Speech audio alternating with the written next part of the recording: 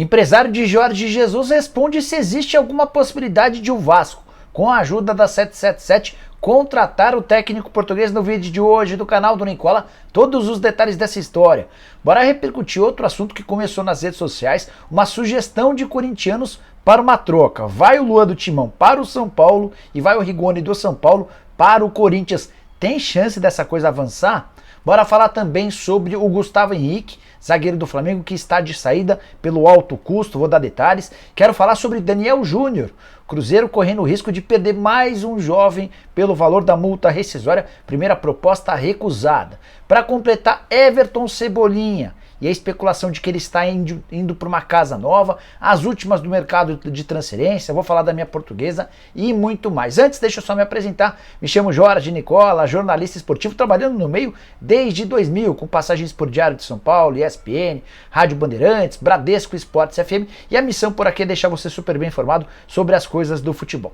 Contar que todo esse conteúdo é um oferecimento de 1xBet, casa de apostas esportivas, que é parceira do Liverpool, do Barcelona, do Chelsea, entre vários outros grandes clubes do mundo. E todo dia é dia de se dar bem na 1xBet. Quinta-feira, jogos de Libertadores Sul-Americana. Sexta-feira tem Série B. Final de semana repleto de partidas importantes. Campeonato Brasileiro de Série A, Série B, Série C, Série D. Não fica fora dessa. Aproveita agora mesmo a oportunidade. O melhor é que você pode fazer seu cadastro agora mesmo usando o link que eu deixei no comentário fixo. Você vai clicar no link, vai abrir o site da 1xBet. Você vai fazer o cadastro, vai registrar o seu nome e não esquece de, na hora de fazer o depósito, usar o cupom Nicola para ter 100% de bônus no valor do seu depósito. Beleza? Bom, bora começar o vídeo com o tradicional giro de notícias, e a primeira informação é da minha portuguesa, que já conhece seus adversários na Copa Paulista, torneio que vai ser disputado a partir de julho e que dá vaga à Série D para o campeão.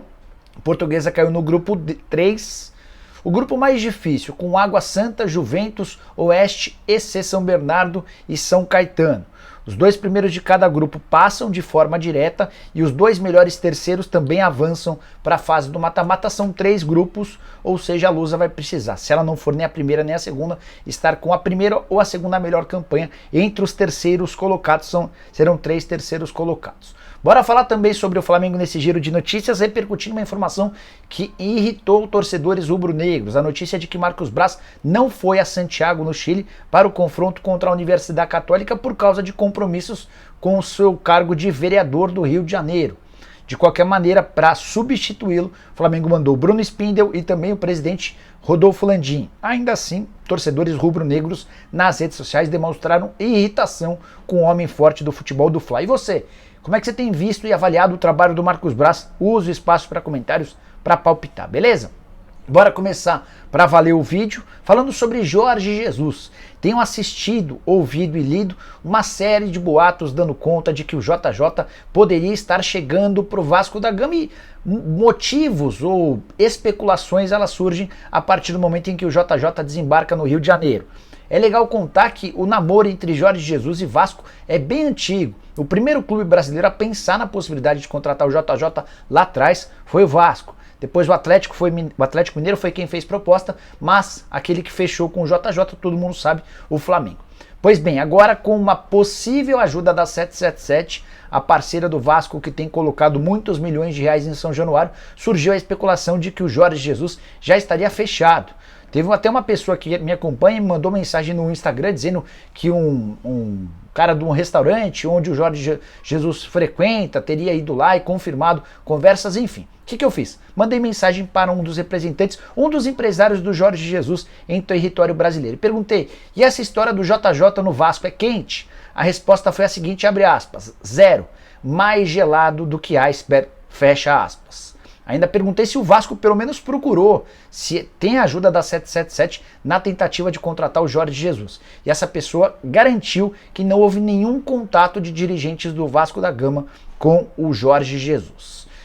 Esse empresário bem próximo ao JJ não costuma me tirar da pista, não costuma me dar informações erradas para tentar preservar a fonte. De qualquer forma, vamos continuar acompanhando essa história. Vale a lembrança de que Zé Ricardo, o atual técnico do Vasco da Gama, vem sendo bastante cobrado e cornetado por torcedores do Cruz Maltino. Quero falar agora sobre Everton Cebolinha, repercutindo uma informação do torcedores.com. site que afirma que o Cebolinha está de mudança do Benfica para o Everton da Inglaterra. Cebolinha, que alguns meses atrás foi alvo do Flamengo, o rubro-negro tentou contratá-lo, acabou que não conseguiu. De acordo com a publicação, o Everton já estaria disposto a fazer uma proposta oficial para tirar o Cebolinha de Portugal. Cebolinha que viveu um início de temporada muito ruim, especialmente enquanto o JJ era o técnico.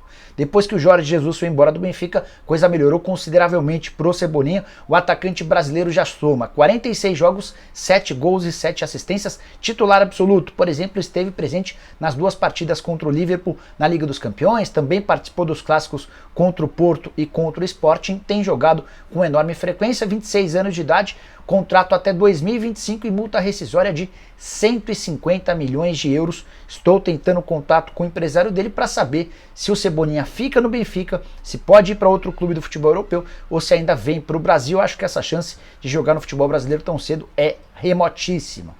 Bora falar agora sobre um zagueiro do Flamengo que está à disposição do mercado.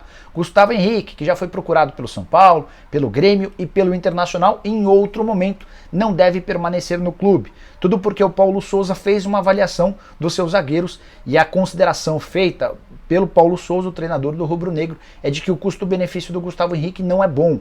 Contrato até dezembro de 2023, ele ganha entre salários, direitos de imagem e luvas cerca de R$700 mil por mês. Está entre os zagueiros mais bem pagos do futebol brasileiro. No rubro-negro, o único que ganha mais que ele na função de zagueiro é o Davi Luiz, atleta com passagens por seleção brasileira e clubes gigantes do futebol europeu. O grande problema é como negociar o Gustavo Henrique, levando em consideração esse alto salário. São Paulo, Grêmio, Inter ou qualquer outro clube brasileiro que for se mobilizar para contratar o Gustavo Henrique vai pedir a ajuda do Flamengo para o pagamento dos salários e o rubro-negro gostaria de abrir mão do Gustavo Henrique sem ter de pagar qualquer centavo. Tô para te dizer que o rubro-negro nem vai cobrar pela liberação do atleta, topa antecipar o fim do contrato, mas exige que o time interessado seja responsável por 100% do orçamento, dos vencimentos, enfim. Na atual temporada, Gustavo Henrique esteve em campo só 5 partidas, um único gol marcado, nem estreou com a camisa do Flamengo no Campeonato Brasileiro. Última aparição dele no dia 5 de abril, já está quase fazendo um mês sem que ele jogue. Bora falar agora sobre uma informação exclusiva do Cruzeiro. Contei para quem me acompanha no Super Esportes na manhã dessa quinta-feira que a Raposa teve recusado a primeira proposta para a renovação do contrato do Daniel Júnior. Esse menino que surgiu na base do Palmeiras foi contratado no ano passado pelo Cruzeiro, numa parceria com o Palmeiras, e segue ganhando só R$6 mil por mês, mesmo salário dos tempos em que ele era atleta da base do Palmeiras. Não é titular absoluto do time do Paulo Pesolano, mas tem ganho bons minutos. Por exemplo, em 2022 já soma 14 jogos, 2 gols e 1 assistência pelo time principal do Cruzeiro. Ele havia disputado a Copinha, nem contabilizei os jogos da Copinha nesses números que eu passei agora há pouco. A oferta feita pelo Cruzeiro e recusada pelo Daniel Júnior e por seu empresário, o Diogo Silva, que é da Web Soccer, foi de R$20 mil por mês de salário. O empresário considerou esse valor muito baixo e, venhamos e convenhamos, por um atleta extremamente promissor, só 19 anos de idade, meio atacante, ganhando minutos no time principal, é natural que esse salário fosse maior. Só a título de comparação, um outro atleta do Diogo, o Fabinho, volante da base do Palmeiras, que disputou a Copa São Paulo e tem muito menos minutos no time principal do Palmeiras do que o Daniel Júnior, renovou o contrato no Verdão e vai ganhar como primeiro salário no Palmeiras R$50 mil por mês com aumentos gradativos.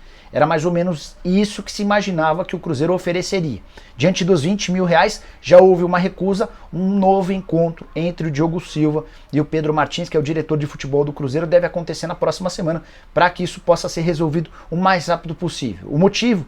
A multa rescisória do Daniel Júnior hoje é muito baixa. Ela é equivalente ao salário, R$6 mil vezes R$2 mil, como manda o regulamento, o regimento do futebol no Brasil. Qualquer clube que depositar R$12 milhões nos cofres do Cruzeiro leva o Daniel Júnior de graça, com um detalhe de que o Cruzeiro só tem 50% dos direitos econômicos. Seria a repetição do filme visto recentemente com o Vitor Roque, cuja multa era de R$24 milhões. O atacante, fazedor de gols, uma das sensações do futebol brasileiro, já está jogando no Atlético Paranaense. Bora falar agora sobre Abel Braga, que não é mais técnico do Fluminense. O anúncio do pedido de demissão do técnico foi feito nessa quinta-feira, embora a decisão tenha sido tomada na quarta. O Abel procurou o Paulo Angione para demonstrar chateação com o momento, perguntou como é que a diretoria via o trabalho, ouviu que de fato até os dirigentes do Fluminense não entendiam a queda de produção desde o título do Campeonato Carioca, foi o suficiente para que o Abel pedisse para sair. O Marcão vai ser o técnico interino contra o Curitiba, a menos que um novo treinador seja confirmado antes. O nome em pauta é do Fernando Diniz. Fernando Diniz, que já trabalhou bem no Fluminense, tem o carinho de vários atletas do atual elenco do Flu e também do Mário Bittencourt, que na oportunidade nem teria mandado o Fernando Diniz embora se tivesse mais poder. É legal contextualizar que o Abel Braga está decidido a não mais treinar clubes no Brasil. Está decepcionado, desapontado, incomodado. Ele até diz que volta a ser treinador em um clube do exterior ou no futebol brasileiro numa nova função mais ou menos parecida com a do Muricy Ramalho no São Paulo, uma espécie de coordenador de futebol, algo que não seja ligado a ser treinador. O Abel se cansou. Quarta passagem dele, a mais vitoriosa de todas, pelo menos em percentual. 70% dos pontos conquistados, o Flu, que garantiu com o Abel o título do Campeonato Carioca, justamente em cima do Flamengo. E aí, quem você contrataria para técnico do Fluminense? Usa o espaço para comentários e palpite, tá? Bora falar agora sobre uma especulação que surgiu nas redes sociais, especulação das mais malucas, hein? A notícia dá conta de que torcedores do Corinthians estão se mobilizando nas redes sociais para pedir uma troca. Os torcedores alvinegros querem que o Luan seja repassado para o São Paulo e em troca o tricolor mande o Rigoni. Os dois atletas de fato estão em baixa.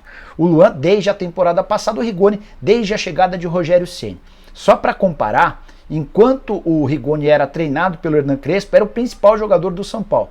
Foi só o Crespo embora que os números dele desapareceram. Por exemplo, em 2021, o Rigoni terminou a temporada com 11 jogos, ou melhor, 11 gols e 6 assistências em 38 jogos. Na atual temporada são 17 jogos, só 2 gols e 2 assistências. Tem sido muito mais reserva do que titular. Vamos falar sobre valores para vocês entenderem se faz sentido um negócio desses. O Luan foi contratado por 29 milhões de reais, o São Paulo desembolsou 22 milhões de reais no Rigoni. Só que o Luan é bem mais caro em termos salariais, 800 mil reais por mês para o meia do Corinthians, 500 mil reais por mês para o atacante do São Paulo. Tem chance desse negócio acontecer? Consultei um dirigente do Corinthians, consultei um dirigente do São Paulo. Esse dirigente do Corinthians com quem falei disse que se o São Paulo topasse, ele faria um negócio na hora. Mas, como já era de se esperar no São Paulo, não existe nenhuma chance disso avançar.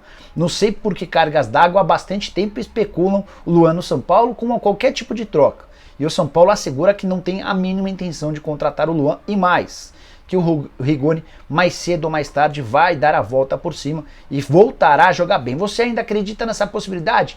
Trocaria o Luan pelo Rigoni? Se não, qual troca você faria? Use o espaço para comentários para palpitar, beleza? Curtiu o vídeo? Não esquece de deixar like, de se inscrever no canal, de ativar as notificações. Se inscreve também no nosso canal de cortes, que está quase batendo 80 mil inscritos. Quando a gente chegar aos 80 mil, vou fazer um sorteio bem legal para todo mundo que tiver inscrito. O link para participar, para se inscrever no canal de cortes está na descrição desse vídeo. Fechou?